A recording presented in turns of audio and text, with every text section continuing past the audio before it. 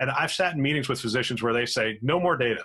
I can't handle any more data. I have 8 minutes to talk to a patient. I just can't. So talk to us about how are we going to overcome that? Does Exponentials offer any hope in that? I would assume that AI and really augmenting the intelligence of the physician and technologies in terms of allowing them to interact with the medical record through voice and other things are going to make them more efficient. I mean, how would that play out, do you think? Yeah, well, that's a huge pain point, right? If to back up for a little bit, if a clinician comes to exponential medicine and sees some of these things, what's exciting about it is you don't need to have $1 million lab anymore. You can go and buy an Oculus or Rift or some of the other commercial platforms and start playing with them. In fact, at our early exponential medicine programs, we had the first Google Glass shown off by Babak Parviz, who was on Leading Glass. That inspired several surgeons and clinicians to bring those into the operating room for the first time. So what's interesting, and I would argue that most hospitals, academic or not, should have a little innovation lab where you can buy some of these things for a couple $100 and start letting your clinicians try them and not breaking FDA or confidentiality rules, but seeing a pain point that they might be able to apply it to for surgical training, or taking a patient who's bedbound during a bone marrow transplant and putting them at the beach in a VR headset. So there's some ways to try these things out that don't need to be always fully implemented across your whole healthcare system at expense and reimbursement levels. But I think to the point about exponentials, we need sort of to integrate the design thinkers, the UI folks, user-centered design. I mean, I like, sometimes people call some of the EMRs epic fail for obvious reasons, that it's 17 clicks, I think, at Stanford to prescribe an aspirin.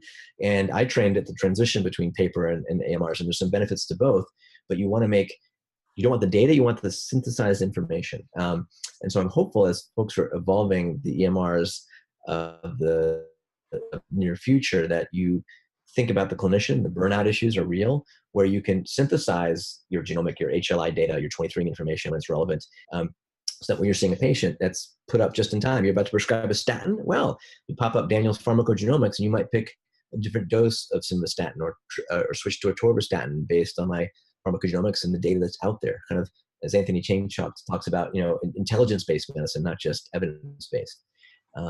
So I think there's a lot of need to blend not just the technology, but the way to meld it. And if you're a CIO or a CMO of a hospital, how do you incentivize your clinicians to use it? And can they bill for an e-visit or time looking at omics information?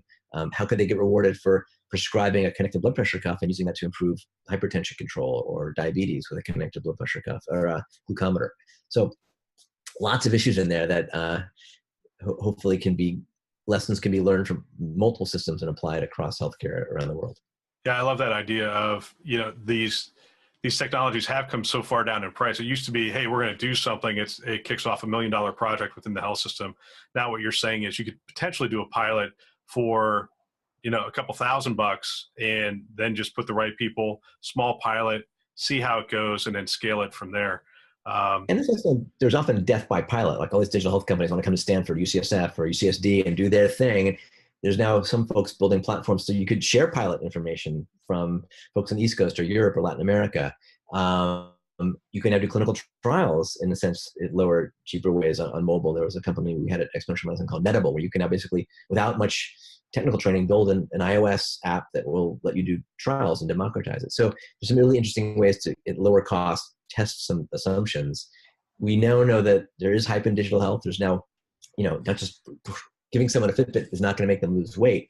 How do you align I like to think about it as the sort of the behavioral phenotype of a patient. So imagine your EMR actually start to pick up on, what are your carrots and sticks? How do you, when you send someone home, maybe they already have an Amazon Alexa or Google Voice, and you can use that as part of the interface to keep them on top of their meds.